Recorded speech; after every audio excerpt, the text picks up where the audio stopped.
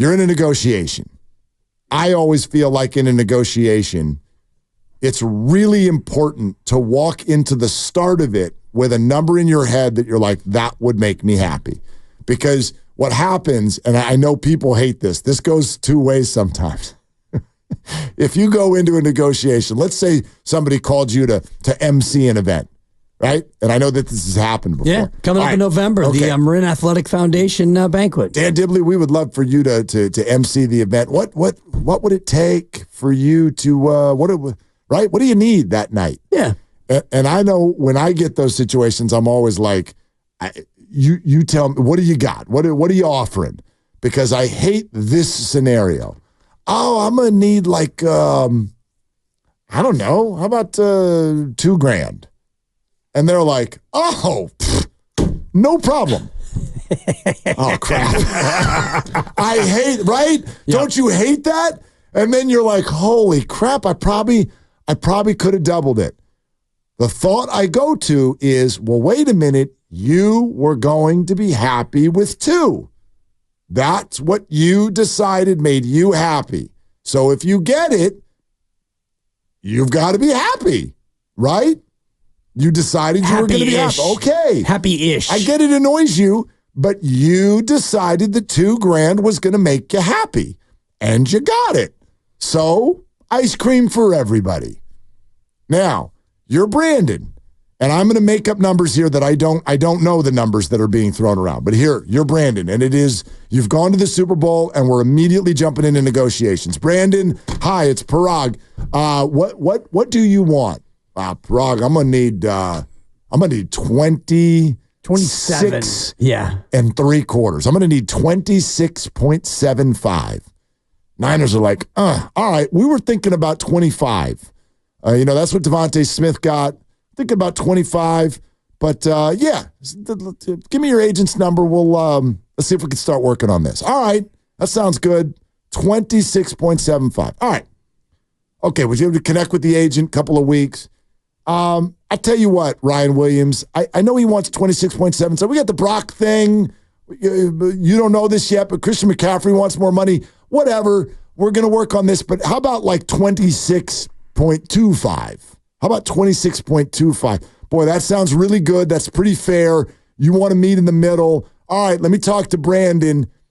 In the meantime, Amon-Ra. Bam! Jalen Waddle. Kapow! Spada bang. Justin Jefferson. Kablooey. Wapow! Prague calls. Hey, hey, Ryan. Wanted to check back on in the 26.25. Sounded like we were about to get that thing done. Are we good? Parag, I don't know if you have a newspaper. Hold on, brother. No. We need 29.5. All right. Is that fair or not from Brandon's perspective? Interesting way you laid that out, and I'm going to answer this 2 ways because the way you laid it out about the banquet is true in our world, but they don't live in our world. They live in a world. In a world. Thank you. They live in a world where all this stuff is public. So when that happens and the market gets reset, when you and I are doing banquets, there is no resetting of the market. You get what you get. I get what I get. I don't know what you get. You don't know what I get. And whatever happens, happens. And it all happens in a vacuum. In this world, it happens publicly. So is it fair?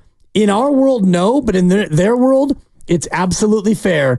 And if you're Brandon Aiyuk and the market gets reset, forget Justin Jefferson. Although I'm watching receiver right now and I can't get Jets out of my mind. I know, right? With the necklaces and the teeth and the whole thing. He's incredible. It's awesome. Get to your local Netflix and watch receiver.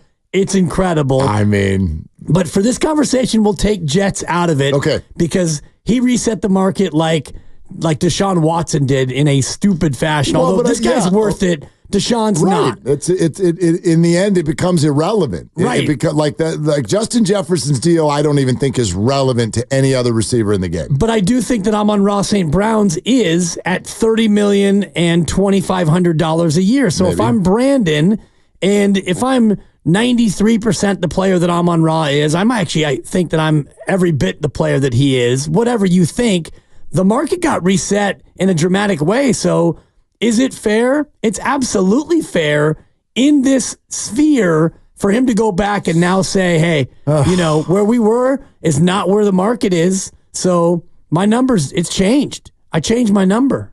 It's call forwarding. You better call us. Yeah. Okay. Now, let me add to that. I get where you're coming from. I get where Brandon's coming from. Right. Here's the problem. If I'm the Niners, you're saying, hey, the Niners, the situation has changed. The Niners are like, ours hasn't. Ours hasn't. Our cap is the same. Your situation, yeah. Brock Purdy's needs are the same. Christian McCaffrey's needs are the same. We are already paying Debo. We are already paying George. We are already paying Fred. We are already paying Trent. We are already paying Nick. Our situation did not change. And you're under contract. I get that. But that's a you problem. Like, no, I mean, I like Brock Purdy. Brock Purdy's a nice quarterback, and man, I love it when he throws me the ball. But that's a you problem. The market got changed. It's really not it's really not an us problem. It's a you problem. It's a you problem, because and that's where I think that you're not a free agent, right. And on some level, whether, and I know people, this is big business. This is the way it goes. Well, here's the deal. At a certain point, Brandon wanted, hey, Niners, can we just get in a room and talk to each other like people? He asked for that 3 weeks ago. Can we just get in a room? Can you look me in my eye? Can we be, right, adult to adult, man to man? There's probably more than 1-2 people in there, men to men, whatever. Can we just, on a human level, can we connect on this? Well, the Niners are like, we already did, dude. You told us something, and then you changed it.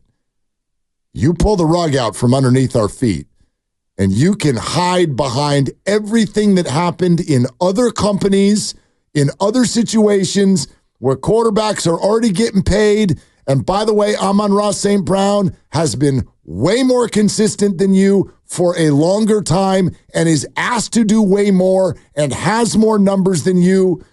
You can argue that you're a better player than him. The numbers will argue otherwise. There are differences in every situation. But if you want to go man to man, you sat in this room and you told us this number gets it done. Well, that's changed. And times change, and the economy changes, and the market changes, and so here we are. Well, and great. Then we'd like to change our situation, too. We're pulling our offer. We'll see you in August. Well, I'd like to change my situation, too. And by situation, I mean zip code. Trade me. No. I said trade me. No. I've requested a trade. No. Get me Garofalo, or Garofalo, or however you say, Garoppolo. Give me Mike. No. I want out. See it. Get me out of here. Well, he does have some leverage, and I don't think that he's going to go to DEFCON 5. Explain what his leverage might be. Show up and just tank it. Show up and get hurt. Maybe he gets hurt. Then you sit on the sideline. Maybe gets paid. Maybe he gets hurt. My God, that'd be the worst thing in the world for him. Well, he would be a free agent at the end of the year and would have tanked his value. You could be hurt. You could play some. You could do things to make life miserable. I think Kyle Shanahan has already shown that he is very willing to bench the hell out of Brandon Aiyuk. Yeah, and go with the rookie. All right. Good luck. Yeah, good luck. Good luck, Shanahan. Good luck, Brandon. Good luck, Kyle. Good luck, Brandon. No, I can see it totally. I can see it get. Like if I hope it doesn't get contentious, but it's starting to go down that road. If you want to get that way, again, like that's what I would argue. If you want to do that, hey, sorry, market's changed. Hey, sorry, you're not on the market, dude. Sorry, like I see no leverage for Brandon. None. Market's changed. You're not on the market. Well, then why are you trying to give me an extension? Because we like you, but not right now. Not the way you're acting. Doesn't feel like you like me. No, doesn't feel like you like us either. They say they don't want me. They say they don't want me. We didn't say that. We do want you. Well, I mean, that's what he said. Yeah. They say they don't want me. I mean, and he said that so forlornly and so sad. Well, and we're probably like... They say they don't want me. I'll admit this on TikTok. Yeah, so sad. Yeah. Boy, just like turned out there was a camera there. Anyway, like I get that we're doing this the same way Law and Order is not what like courtrooms actually look like in America. It's not that dramatic. And these are people who do want to work together and have worked together at a very, very high level, and I believe love each other and really, really like it's a family fight. So I don't think they're doing that with each other. But again, if it goes there, it goes there. And Brandon, and it's gone there before in other situations. Right, yeah. and Brandon's the one who's taking it there, and his agent. I'm not saying the Niners have no culpability here. There are all kinds of choices to make, but the bottom line is Brandon's the one who's gone to social media. He's the one who's made it public. He's the one who's called it personal. Well, that's the only way that he can use his leverage. Whatever little leverage he has, that's all he has. The only leverage he has is the fans. And I'm looking at our YouTube feed, brought to you by First NorCal Credit Union, and some fans are talking about Aiyuk is super replaceable, and he's, it's tier 3 and all the rest of it. And other fans are like, you got to get this done. We need you, BA. We're in a Super Bowl window. So if you are Brandon Aiyuk, the only thing that you can do is go to social media and try to get the fans riled up so that people like us, you will use our microphones to try to encourage the Niners to get this done. You know what's funny? The way you said that is I'd argue everybody is potentially right. All of you are right. Great job, texters, tweeters, YouTubers. You're all correct. Brandon he's a dog, man. We need him. Brandon's replaceable. Both of you are right. Brandon's a fantastic player. 49ers are in a Super Bowl window. 49ers are absolutely a better team without him. But go also look at the history of the league and tell me if teams in the Super Bowl window find wide receivers to be replaceable. I mean, my God, the last 20 years in the league, it's kind of interesting that receivers is on Netflix and the market is booming because the history, the near-term history of this league would suggest that wide receivers don't amount to a hill of crap. Nothing. What are they worth? Tom Brady's best receiver in a Super Bowl year was who? That one little guy. Who? Julian Edelman. Shout out Redwood City. He could be in here. He would fit in this room. There's this little 5'11" guy running around. Looks like, hey, you work out. Or do you play sports? Like, that's the best wide receiver in the last 20 years of the Super Bowl window. Mahomes looks at Tyreek Hill. Good knowing you, dude. We got a rookie named Rashee Rice. He might pop by week 10. Whatever. It was earlier, but those teams also have like the 2 best receiving tight ends of all time. Okay, fair. And the Niners have a pretty good one, too. Well, they both also have maybe something more important, which is somebody holding that beloved laminated play sheet. Great coach. That can, scheme lesser players into greater roles. And I think the Niners have that, too. Absolutely they do. And that's what, you've got Andy Reid and Kyle Shanahan, 2 of the great offensive minds in the game. So maybe that's part of the Niners digging their feet in because you feel like Kyle Shanahan can coach up anybody else to be at least a facsimile of Brandon Aiyuk. Brandon Aiyuk, this is a fact. He is replaceable. I just don't know who that person is that can replace him. I don't know if it's Ricky Pearsall. I don't know if the Niners are able to replace him today. But he is, I hate to tell that he is replaceable. Everybody's replaceable. Well, I don't know if Patrick Mahomes is not replaceable. Well, you know what I mean? It'd be tougher, but everybody's replaceable. Like wide receivers you can find another guy run a route and catch a ball. But can he block? Is he a willing blocker like Brandon Aiyuk? And that's where you talk about the numbers.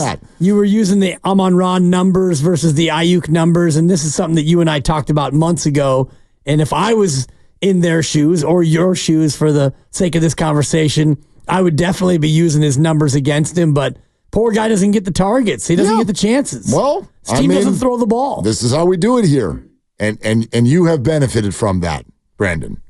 You have benefited from that. And you have benefited from my willingness to go out there and do all the dirty work. Absolutely. And block for you. That's right, which is why we're offering you this massive contract. It's less massive than it was 4 months ago because the market done changed. And when the market moves, you move the market just like that. Done changed. Let's go to Papa Nacho in San Rafael. What up, Papa? What you doing? Oh, driving home. Driving home? What kind of job you work, nice, man? Nacho. You're like us. I'm a firefighter. Oh, man, thank you. Thank you for what you do. Oh, no problem, guys. No problem. It's a lot of fun. Hey, so I was just thinking, BA was in the doghouse for a long time with Shanahan, and this is the first time he's ever had any kind of leverage at all. And I know you're talking about how he really doesn't have much leverage, but the truth is this is his only opportunity to grab what he can and also kind of use that, because he was one catch away from winning the Super Bowl. If Purdy wasn't disrupted on that last play, we're talking about championships here. So, I mean, he needs to make his money, but and I'd be sad to see him go. I think that the sum of the parts of the team would be greater with him on it, because he has all of that rapport with everyone on there. But that's why they brought Ricky Pearsall in. So I just think that him being in the doghouse in the past, this is kind of like him sticking it to Shanahan a little bit, making him sweat a little bit. Hey, Papa Nacho, thank you, and appreciate you calling in. I know that we as fans are going to make this about Shanahan and Aiyuk, and Shanahan is obviously anything, especially on the offensive side of the ball. Huge voice in the room. He's the boss. But he is not the capologist. Right. Like, I know Kyle Shanahan wants Brandon Aiyuk on the field here in a few weeks. That I know. There's no question about that. Quite frankly, we all do. They all do. They all do, for sure. So I sticking it to Shanahan. This is not as simple as Brandon and Kyle.